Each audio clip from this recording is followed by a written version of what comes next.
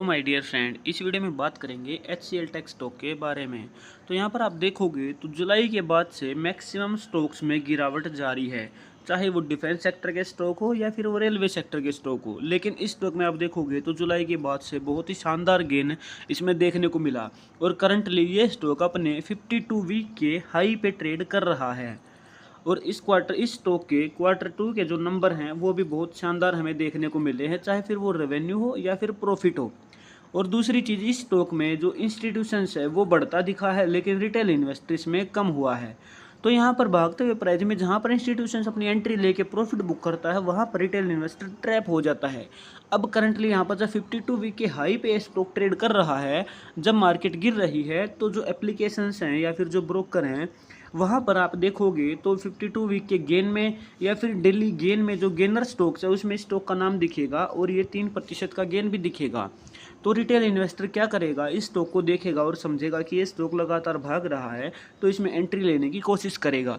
लेकिन बहुत सारे स्टॉक्स ऐसे होते हैं, जैसे कि ये जगह स्टॉक की यहाँ पर आपको दिख रही है, जब ये स्टॉक अपने 50 दिन, 100 दिन या 200 दिन की एवरेजिंग कर रहा होता है, उस जगह पर अगर आप एंट्री लेते हो तो बहुत ही शानदार रिटर्न आपको मिलेंगे।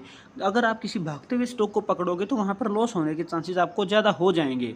अब बात करते हैं करंटली स्टॉक में गिरावट आगे हो सकती है या नहीं हो सकती है। तो वीकली टाइम फ्रेम के अकॉर्डिंग ये कैंडल हमें बता रही है कि यहाँ से प्राइस ऊपर जाने की संभावनाएँ ज़्यादा हैं। अब बात करते हैं यहाँ पर डेली टाइम फ्रेम के अंदर। तो डेली टाइम फ्रेम के अंदर आप यहाँ पर देख रहे हो तो ये प्राइस ऊपर जा चुका है। तो यहाँ से अगर ये रजिस्ट लेके दोबारा नीचे आता है तो आपकी शॉर्ट टर्म की एंट्री इस स्टॉक में बन जाएगी। समझे दोस्तों, यहाँ पर ये चीज़ आपको समझ में आई होगी, मुझे उम्मीद है। तो अब आगे बढ़ते हैं।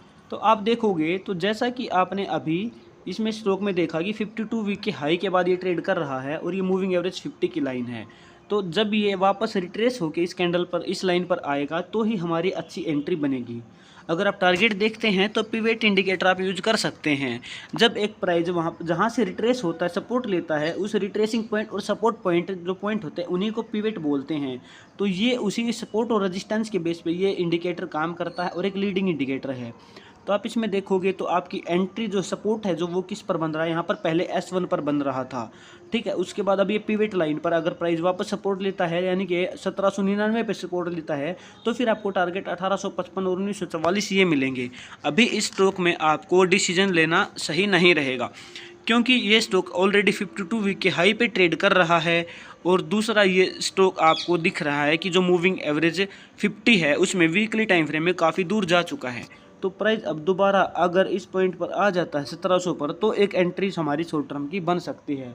तो मुझे उम्मीद है ये वीडियो आपको पसंद आई है। वीडियोज़ पसंद आती है तो वीडियोज़ को लाइक ज़रूर कीजिएगा और चैनल को सब्सक्राइब करना ना भूलें। Thank you very much.